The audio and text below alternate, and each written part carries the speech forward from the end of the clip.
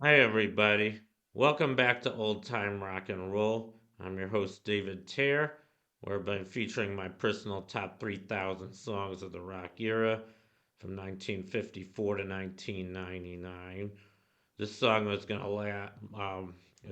wrap up my third set of 100 songs. In case you guys haven't been watching me all along, I do montages every time I complete a set of 300. Except I'm not quite ready with my third one yet, but I will have it up in a few days. Anyway, let's just continue. So, song number 2701 on my list is Love is a Battlefield by Pat Benatar. This was released in 1983 as a single. It went to number 5, I believe. It was also released, a live version of it was released on her album Live from Earth, same year, 1983. And I already profiled Pat Benatar. Here's her picture.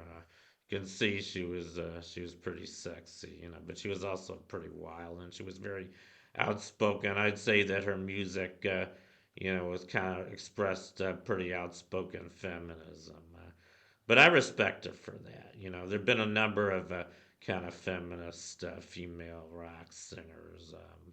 Some others I can think of include Linda Ronstadt and I don't know, maybe Sinead O'Connor. I featured her a few days ago. Several others, but anyway, I don't want to get into that too much. I didn't used to be a huge fan of Pat Benatar. When she was first popular in the early '80s, I thought her music was just too critical. To me, it sounded like she was bitching at her boyfriend in just about all of her songs. I mean, maybe I didn't quite get it. I don't know, but I've grown to appreciate her over the years. She had a very powerful voice, very strong and powerful voice. So, I guess you could kind of call her a tough cookie or something. That's fine. She was very expressive. And I guess I just should talk about this song, Love is a Battlefield.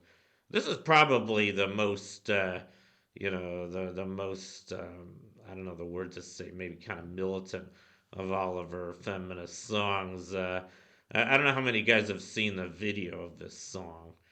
Pretty, I don't know, I guess I'd say pretty controversial in some ways. I mean, like the first thing that happens is her father, I guess she's supposed to be a young woman just leaving the nest. She looked, I think she was probably in her mid to late 20s when she recorded this song, but in the video, I think she's supposed to be maybe 19 or 20. So I don't know what happened, but there was some big confrontation at home where her father kicked her out of the house. He's very vocal about it. He yells, "You leave this house and you never come back. Don't even bother coming back." So now she's out on her own. She gets on a bus. Her younger brother's at home. I guess he's about 12 years old. He feels bad. The mom was outside with the dad. The mom looked worried. It didn't look like the mom was going along with the dad so much. But anyway, she gets out. She goes on this big bus, and then she ends up kind of in the heart of New York, Manhattan. She goes out to this bar, I guess. I don't know what she was doing there, but maybe she was trying to make a living as a prostitute or something. That's my guess.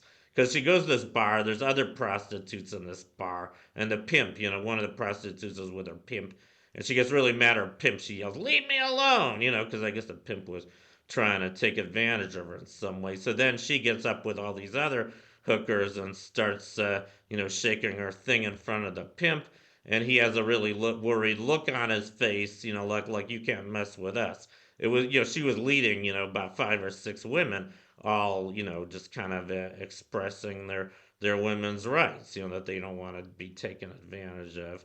And I respect from for that in the video. And then, I guess finally she throws a drink in his face, and then she marches out of the bar with her friends. And then they start dancing. But there was one other thing I don't get in that video. They showed 2 scenes of her. I mean, they also show her on the bus at the end of the video. And I don't know whether we're supposed to imagine, that this is a flashback. Maybe she hadn't gotten off the bus yet in a previous scene, or maybe she's daydreaming about this. It's hard to know what's going on. Maybe you guys can tell me.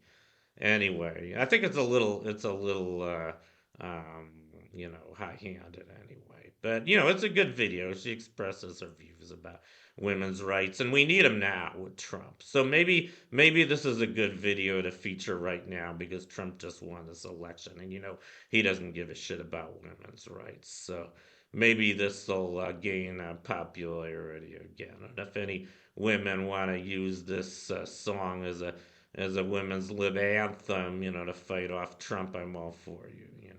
I am for women's rights.